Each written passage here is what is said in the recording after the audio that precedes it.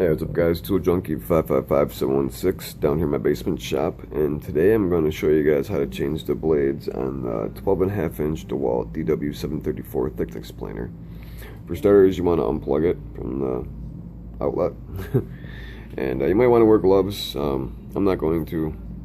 I never wear gloves except when I'm staining or polying, but to each his own. It comes equipped with a T-wrench. I believe it's either a T25 or T30 star bit. There's 2 screws on the side of the hood and a small Phillips screw underneath in the center of the hood. After you unscrew those, which I've already done for the sake of time, you just wiggle it a little bit to kind of break the seal, lift up, and pull it right out. And that'll give you access to your blade panel. This here is called the clamp. And the indication that you need to change your blades is overloading of your motor. Heats up rather quickly. Your wood will come out with lines in it, really fine lines. Any chips or tear out on it. A slow feed or no feed at all, according to the manual. So if any of those, you're experiencing, then that's an indication you need to swap out your blades. They are double-edged, so you can rotate them out once before purchasing a new set for $54.99 at Lowe's. I purchased this planer at Home Depot. I couldn't find the blades at Home Depot, but they do have them at Lowe's. So just a little FYI to you guys, if you guys do have this planer and haven't done this yet. Then after you unscrew the 8 bolts with that same T-wrench, you carefully, because the blade is revealed, you tip this up like this and pull it out. And you just want to make sure that the holes are, on the bottom. Maybe dust it off if you got a bunch of sawdust on there. And right here is your blade. Now I've already done this to 2 of the other blades, so what I do is make sure that I notice that this triangle is pointing down. That way I know that the used blade is, the triangle's pointing to the used blade.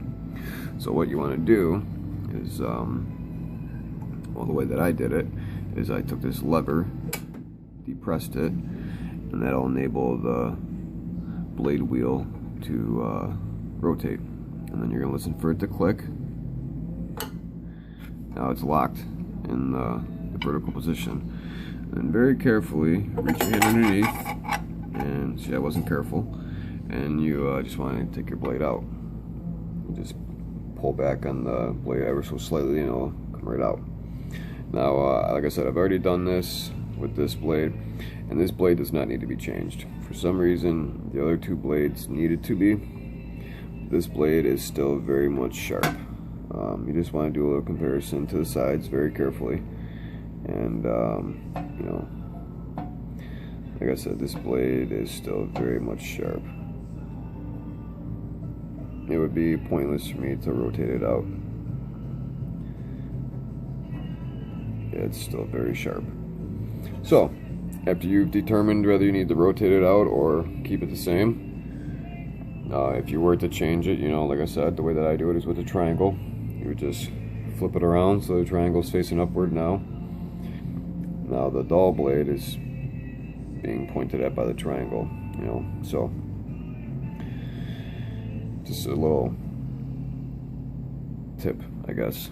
But seeing that I don't need to rotate it, I'm going to keep the triangle facing down.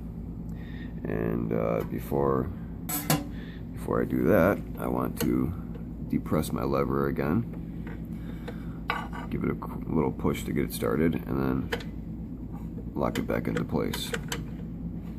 Then I will very carefully take my very sharp blade, because these blades are very, very sharp, bring it in here. Nice and easy. There's like a little trench too that the blade will slide into, or like a lip. You want to make sure that it goes in there to a T, because otherwise it won't tighten down right. So after you get that fitted in there right, like I said, with the holes on the bottom, obviously, because it wouldn't fit right otherwise, just carefully put this back in. You want to line these holes up just right too.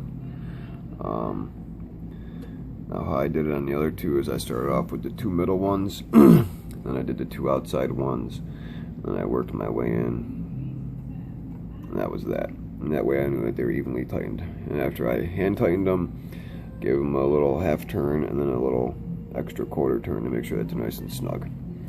To each his own, you know, if you guys got power tools or whatnot or whatever, but I'm using the bit that came equipped with it to do that. So I'm going to do that real quick, and I'll be right back. Okay, it took about like a minute. So like I said, after you get those bolts in there, you know, hand tightened, it only needs like another like half a turn and then like another little snug turn to make sure it's nice and snug. So doesn't take all that long. Then you want to just go through real quick, doesn't really matter what order once they're all tightened down, and just, you know, give them a little double check, make sure that they're all nice and snug. You don't have to if you don't want to each his own, at your own discretion. You know, like I said, I would rather be safe than sorry. The extra 25 seconds it took. Okay, now after you've done that, get your cord out of the way. You want to go back and get your hood. You know, actually now would be a good time to actually clean out any sawdust or, you know, residue that's built up in there. I've already done that with my compressor that I have over there. I just cranked it up to about 120 psi, and I blew into here and into here, and well, you can't really see from the other side, but going from the other side into here, and you know, a little bit of shit came out. You know, just I like to keep things nice and clean.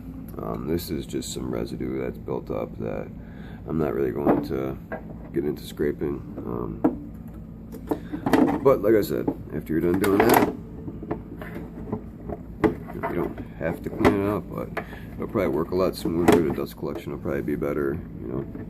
And you just put your hood back into place, line up the holes, and screw down your two screws and your little screw under there, and when you're done doing that, you're done. Give it a little test run and start playing it again. So that's about it. This is the first time I've done it in 6 months, so I'll probably do it again in 6 months. The blades come in a 3-pack, like I said, at Lowe's for $58.99. So you know, everything's at your discretion. Just make sure, you know, you unplug your machine before you do this, and you know, that way you're not chopping your fingers off by accidentally triggering the switch to come on. Never know, could be a final destination for your hand. But if this is your first time watching, subscribe to the channel. Appreciate the support. If the subscribe button's not on this video, because I shoot my videos with my phone, it is on the Harbor Freight drill press video, the workshop tour video, or the wheelbarrow copycat of Steve Ramsey video. I had the opportunity to get at a desktop for those 3 videos. So feel free to subscribe and support Tool Junkies. Become a Tool Junkie. Give it a thumbs up, like, dislike, you know. Leave me a comment below, you know, if you have any other ways of doing this, or if you have this planer and, you know, thought this was a good video, give it a thumbs up. Till next time, keep cutting, stay screwing, and have yourself a good Saturday. Thanks for watching, guys. Tool Junkie 555716 from my basement, over and out. Once again, thanks for watching, guys. Subscribe.